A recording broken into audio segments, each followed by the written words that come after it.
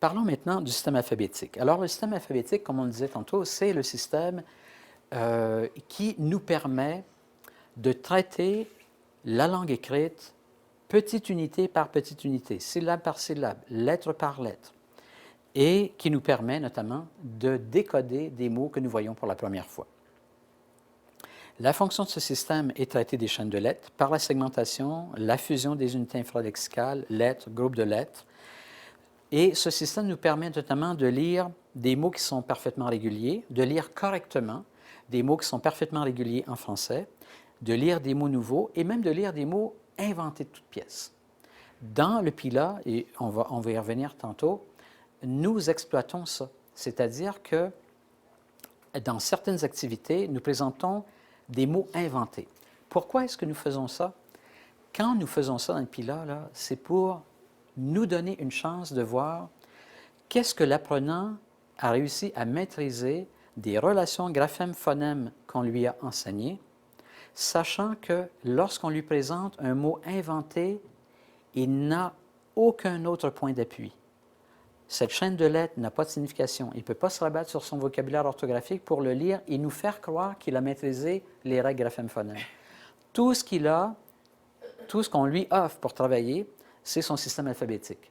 Et c'est ça qu'on veut voir. On veut voir est-ce que le système alphabétique est en train de se développer.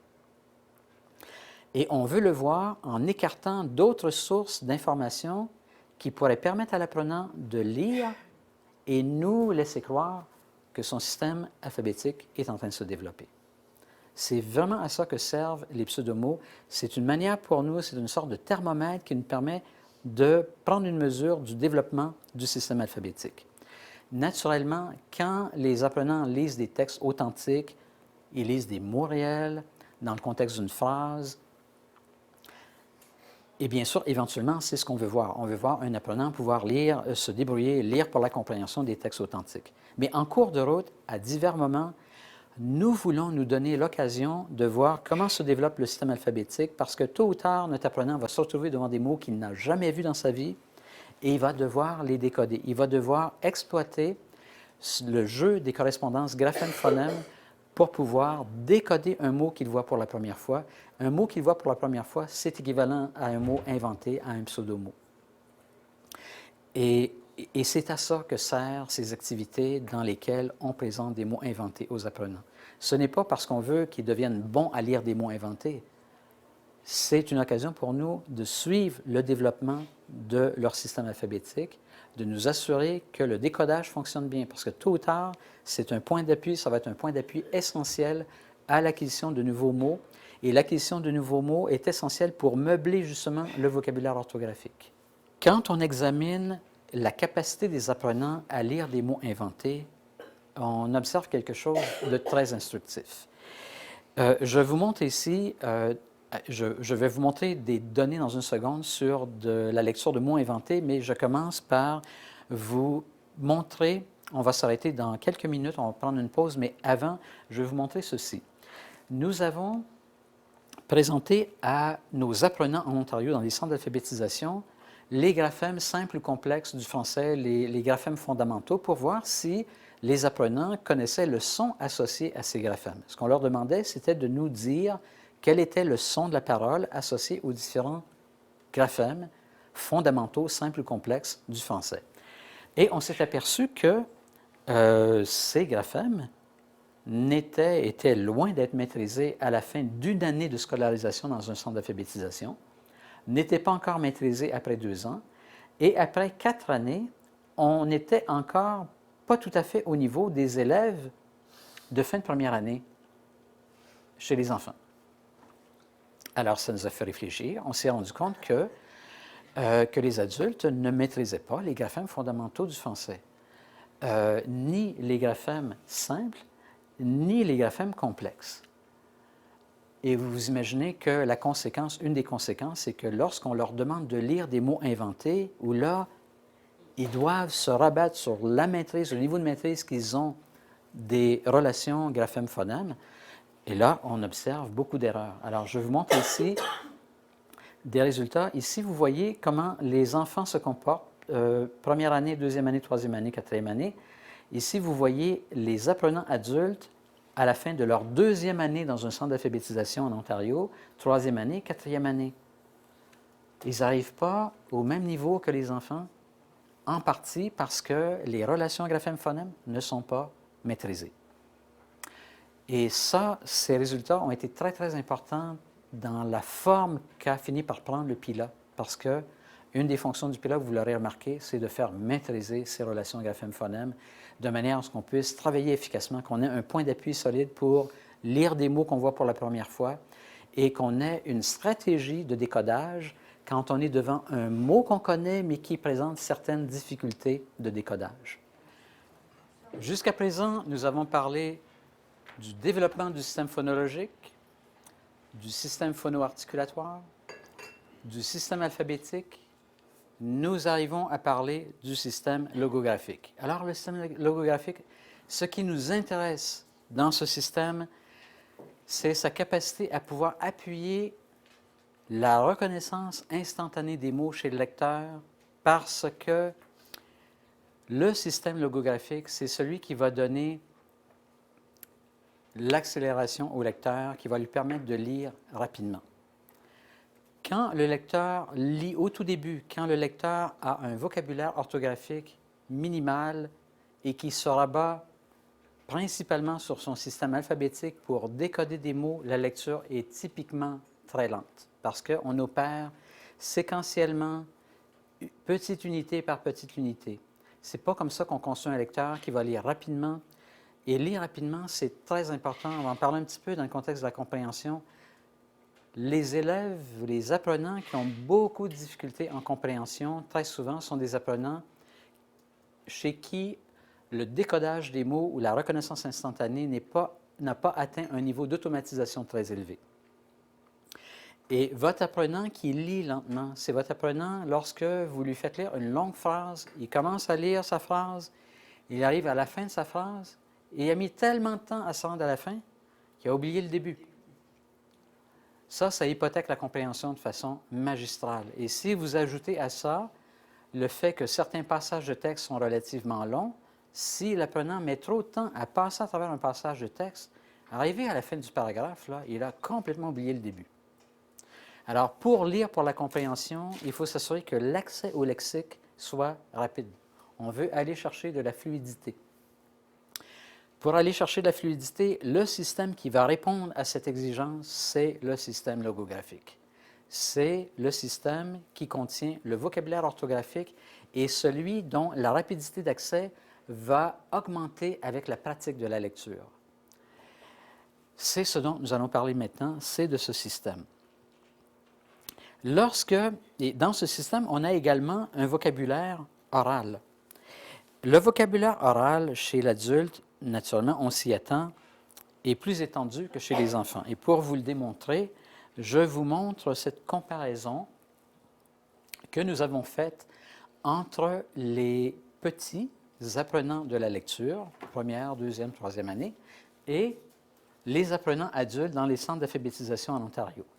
Et vous voyez qu'au départ, lorsqu'on les a testés en première année du programme d'alphabétisation, leur niveau de vocabulaire oral réceptif était à peu près équivalent à celui d'un élève de quatrième année. À la fin du programme, on avait des adultes qui avaient un vocabulaire oral comparable à un jeune adulte alphabétisé. Au départ, et vous voyez que la courbe d'apprentissage est beaucoup plus rapide chez l'adulte que chez l'enfant. Au départ, l'adulte a un vocabulaire plus riche, a une vie plus riche. Donc, sur le plan du vocabulaire oral, on est devant quelqu'un qui a un potentiel d'accroissement du vocabulaire oral qui est supérieur à celui d'un jeune enfant. Le système logographique a pour fonction le traitement lexical des mots, c'est-à-dire la capacité de pouvoir appréhender des mots dans leur globalité, leur intégralité. C'est le système qui assure la reconnaissance visuelle instantanée des mots, qui permet à l'apprenant de vérifier l'orthographe des mots, de déterminer si un mot est bien orthographié. C'est le vocabulaire orthographique qui retient les informations. C'est la base de connaissances orthographiques chez le lecteur. C'est également un système qui est très sensible à la fréquence d'occurrence des mots. Les mots qui sont utilisés fréquemment dans la langue écrite vont être reconnus plus rapidement par ce système que les mots rares, alors que dans le système alphabétique, qu'un mot soit fréquent ou pas, il va être décodé à la même vitesse. Mais dans le système logographique, l'apprenant qui lit sur un thème qui lui est familier avec des mots qui ont une fréquence d'occurrence élevée, la reconnaissance visuelle des mots va être très rapide. Parce que le vocabulaire orthographique dans le système logographique est connecté au vocabulaire oral, les mots dans le vocabulaire oral ont déjà une prononciation préprogrammée. C'est-à-dire qu'on sait déjà comment prononcer un mot comme encadrement. Encadrement, on n'a pas besoin dans le système logographique de le prononcer encadrement. Sa prononciation est complètement intégrée, elle est préprogrammée. Dès qu'on a reconnu encadrement, la prononciation est immédiatement disponible parce qu'elle réside dans le vocabulaire oral. Ce système va permettre au lecteur de lire des mots qui ont une orthographe régulière, mais également des mots irréguliers du genre monsieur, yacht, set. Même si les mots n'ont pas une orthographe régulière, ils font partie du vocabulaire orthographique et phonologique du lecteur, de l'apprenti lecteur, et ils vont pouvoir être lus correctement par le lecteur lorsqu'ils ont une représentation dans le vocabulaire orthographique de notre apprenti lecteur.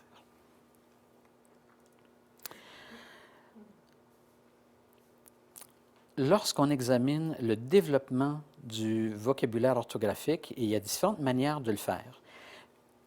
Quand on a étudié le développement du vocabulaire orthographique, on a notamment utilisé deux méthodes pour le faire.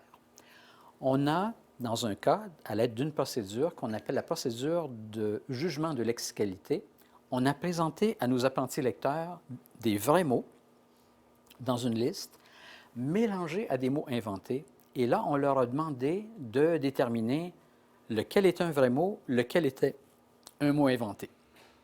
Et on donnait à nos apprenants un temps fixe pour essayer de passer à travers la liste et d'identifier le plus de vrais mots que possible. Alors, un exemple, vous est présenté à l'écran actuellement. Vous voyez un mélange de vrais mots et de mots inventés.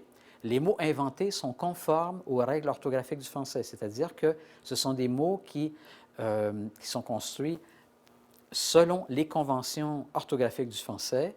Et nos mots inventés auraient pu être des vrais mots, mais ils ne sont pas des vrais mots, et parce qu'ils sont inventés, ils ne peuvent pas être des résidents dans le vocabulaire orthographique de l'apprenant. Ce qu'on leur demandait dans cette épreuve, c'était d'identifier les vrais mots ou de différencier les vrais mots des faux mots.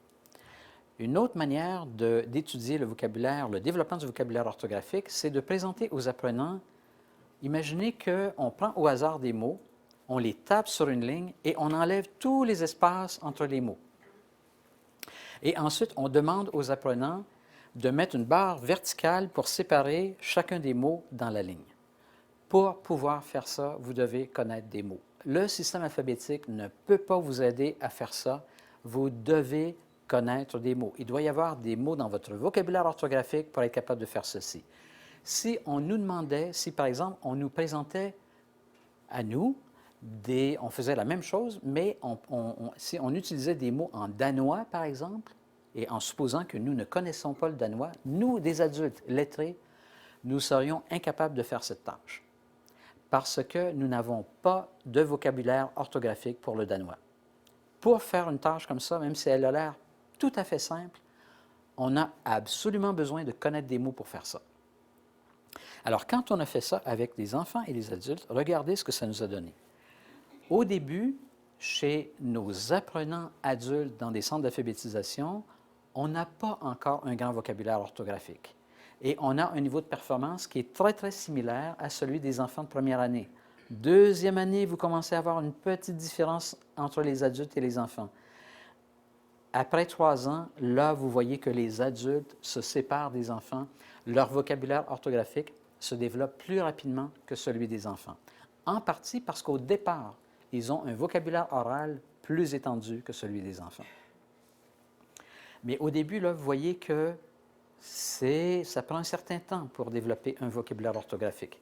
On l'observe dans l'identification, dans les jugements de lexicalité dont je vous parlais tantôt, et on l'observe également dans la segmentation des mots. Vous voyez, on observe le même phénomène, petite différence en deuxième année, plus grande en troisième, plus grande en quatrième. J'aimerais vous parler un peu de la lecture orale, sachant que la lecture orale peut s'appuyer sur l'un des deux systèmes dont on a parlé, le système alphabétique, le système logographique. Quand on examine le développement de la lecture orale chez les apprenants adultes, une des choses qu'on observe, et vous allez voir, les courbes sont très similaires chez les enfants et chez les adultes, année pour année, lorsqu'on examine des mots qui ne contiennent que des graphèmes simples et réguliers, des graphèmes complexes, des graphèmes contextuels, des mots irréguliers, du genre monsieur. Vous voyez que les trajectoires de développement sont très comparables entre les enfants et les adultes. Ils passent essentiellement par les mêmes étapes, les mêmes processus. Et ce qu'on pense, c'est que le PILA va leur permettre de faire des gains plus rapides, plus systématiques et surtout plus solides. Lorsque le système alphabétique et le système logographique se développent en harmonie, en parallèle, ensemble, ce qu'on s'attend d'observer, c'est que votre apprenant, lorsqu'il a maîtrisé les règles de correspondance graphème-phonème, va pouvoir, à un degré similaire, décoder des mots inventés qu'il voit pour la première fois, des mots réguliers, et des mots qu'il connaît, des mots qui font partie de son vocabulaire orthographique.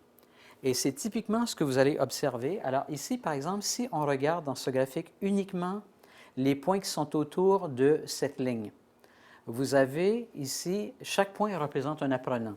Vous avez son score dans la lecture de mots inventés et son score dans la lecture de mots réels.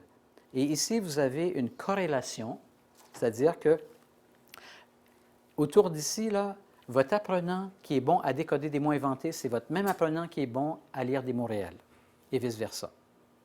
Mais lorsque vous examinez un échantillon d'adultes apprenants dans les centres d'alphabétisation, vous observez des dissociations, c'est-à-dire des adultes qui peuvent être bons dans l'un sans nécessairement être bons dans l'autre. Par exemple, ici, là, vous avez un petit groupe d'apprenants qui réussit relativement bien à lire des mots réels, des mots qui font partie de leur vocabulaire orthographique. Mais lorsque vous leur montrez des mots inventés, regardez, ils ont énormément de difficultés à lire des mots qu'ils ne connaissent pas déjà. Ça, vous avez ici, là, un exemple d'une dissociation entre l'action du système alphabétique et l'action du système logographique. Le système logographique, là, fonctionne. S'ils peuvent consulter leur vocabulaire orthographique, des mots connus, ils vont vous les lire. Mais si vous leur montrez des mots qu'ils voient pour la première fois, ils ont un mal fou à les décoder, même si ce sont des petits mots. Ici, vous avez le cas inverse de quelqu'un qui se tire très bien d'affaire avec des mots inventés. Mais pour les mots réels, il va lire seulement les mots les plus faciles, il va avoir beaucoup de difficultés à lire les mots réels. On observe le même genre de dissociation chez les enfants et ça vous donne des patrons de dyslexie différents. Une dyslexie phonologique ou bien une dyslexie orthographique ou lexicale. Bien, chez les apprenants adultes, on observe également ce genre de dissociation. Alors, ce n'est pas chez tous vos apprenants que vous allez voir les systèmes dont nous parlons ce matin se développer en harmonie, se développer ensemble. Dans certains cas, vous allez observer des dissociations. Et les différentes activités dans le PILA vont vous permettre de vous faire une idée sur le développement continu de chacun de ces systèmes.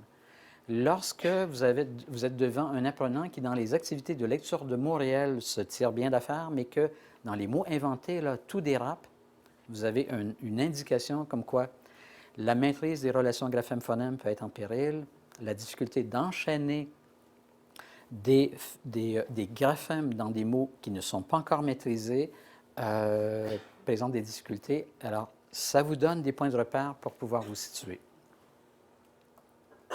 Maintenant, j'aimerais vous parler du système sémantique. Et là, on tombe dans un système qui est autrement plus costaud que tout ce qu'on a vu jusqu'à présent. Pourquoi? La première raison, c'est que la compréhension en lecture ne repose pas exclusivement sur des processus langagiers. Une partie importante de la compréhension en lecture repose sur des compétences cognitives qui ne sont pas de nature langagière. Pour vous donner une idée, examinons 5 points d'appui importants de la compréhension en lecture. Le premier, c'est bien sûr l'accès lexical. Pour pouvoir lire pour la compréhension, il faut connaître des mots, il faut connaître le sens des mots, il faut pouvoir les reconnaître visuellement, il faut pouvoir évoquer des significations à partir des mots et il faut pouvoir le faire avec fluidité. Premier point d'appui. Deuxième point d'appui, bien sûr, les mots en compréhension de texte ne nous arrivent pas de manière isolée. Ils arrivent dans le contexte de phrases, leur position joue un rôle dans la compréhension. Si un nom est utilisé comme sujet dans la phrase ou comme complément d'objet, sa manière de l'interpréter va changer. Il faut pouvoir intégrer les éléments structuraux de la phrase, l'organisation des propositions, les relations anaphoriques. Savoir, par exemple, que dans un passage de texte, si on a un nom qui ultérieurement on représente dans le texte par un pronom, il faut pouvoir faire la connexion entre les deux, savoir que le pronom représente un nom qui a déjà été introduit dans le passage de texte. Également, si dans un texte on utilise des connecteurs qui nous permettent, par exemple, de comprendre qu'on est devant une séquence d'événements, le mot ensuite, avant, après, le lendemain, antérieurement, ultérieurement. Alors ça, ce sont des mots charnières qui jouent un rôle important dans la compréhension d'un texte. Le troisième point d'appui, alors là, vous allez voir, on n'est plus du tout dans le traitement langagier, on est dans un autre univers complètement. Quand on lit un texte, typiquement, tout ce qu'on doit comprendre n'est pas nécessairement dans le texte. Il faut pouvoir lire entre les lignes, il faut pouvoir faire des inférences, il faut pouvoir évoquer des connaissances que nous avons par rapport au thème. Et c'est ce qu'on résume typiquement sous le vocable élaboration. Alors, l'élaboration va comprendre, par exemple, notre capacité à prédire ce qui va venir dans l'histoire qu'on est en train de lire, à activer des connaissances antérieures, à faire des inférences sur des choses qui ne sont pas dites, mais qui doivent être comprises par le lecteur dans le cours de la lecture d'un texte. La capacité de faire des associations, d'associer ce qu'on est en train de lire à autre chose qu'on a lu dans le texte. Et lorsqu'on demande, par exemple, à l'apprenant de faire une appréciation littéraire, bien, typiquement, on doit s'attendre à ce que le texte évoque une certaine réponse affective chez l'apprenant. Est-ce que le texte évoque, par exemple, la révolte, un sentiment négatif ou un texte joyeux qui évoque une sorte d'excitation chez le lecteur? Ça, c'est un niveau de compréhension qui est complètement différent et qui n'est pas de nature strictement langagière. Ça aussi, ça fait partie de la compréhension. Une autre chose que l'apprenant va apprendre, qui va beaucoup l'aider dans sa compréhension en lecture, c'est de comprendre la structure des différents types de textes, de comprendre qu'un texte narratif a une certaine structure de construction, alors qu'un texte argumentatif ou un texte descriptif est conçu de manière complètement différente. Et souvent avec des mots, avec des connecteurs qui sont différents.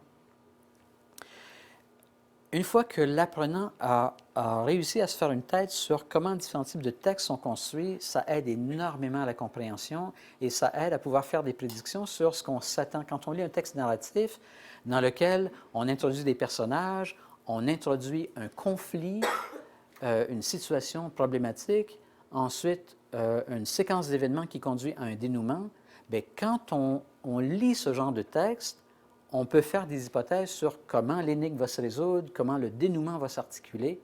Ça fait partie des connaissances antérieures qu'on peut activer pour comprendre un texte.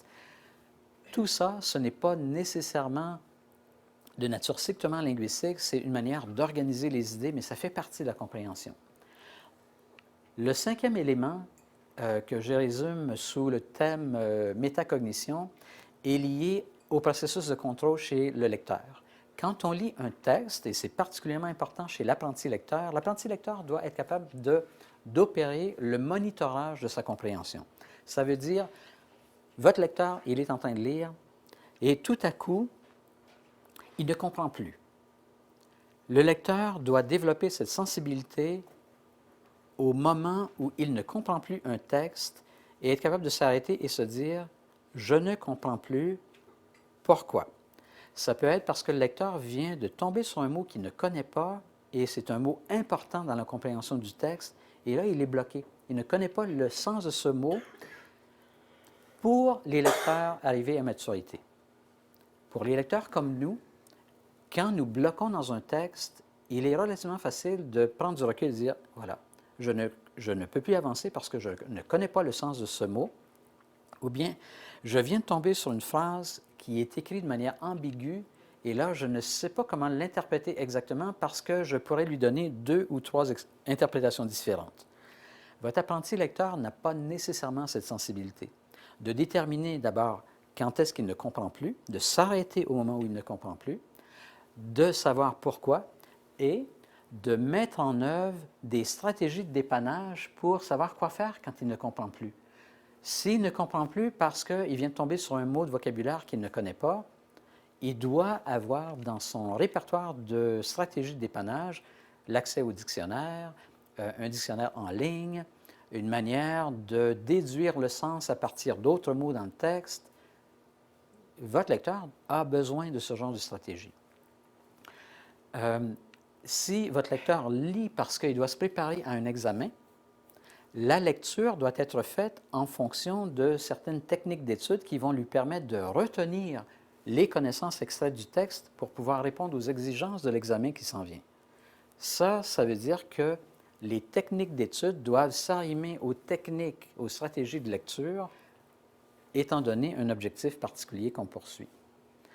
Ce qui m'amène à vous dire que, ultérieurement, la façon dont on voit le PILA, on peut le voir comme l'épine dorsale d'un programme auquel on pourrait ajouter des vertèbres ultérieurement.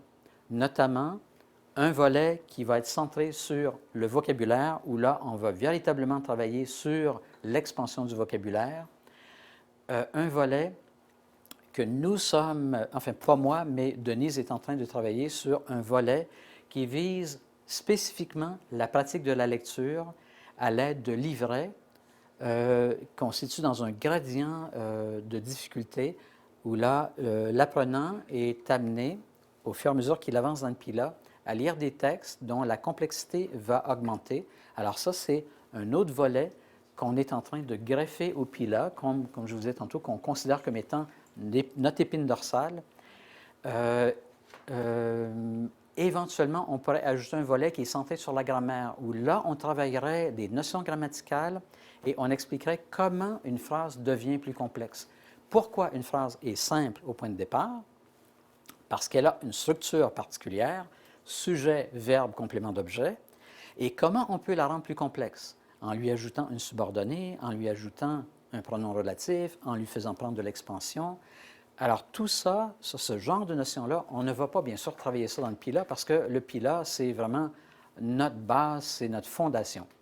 Mais ultérieurement, on souhaiterait pouvoir greffer au PILA un volet sur la grammaire, éventuellement un volet sur les stratégies de compréhension, où là, on enseigne explicitement aux apprenants comment on s'y prend pour comprendre, comment on s'y prend pour faire le monitorage de la compréhension, et quand on tombe en panne, qu'est-ce qu'on fait?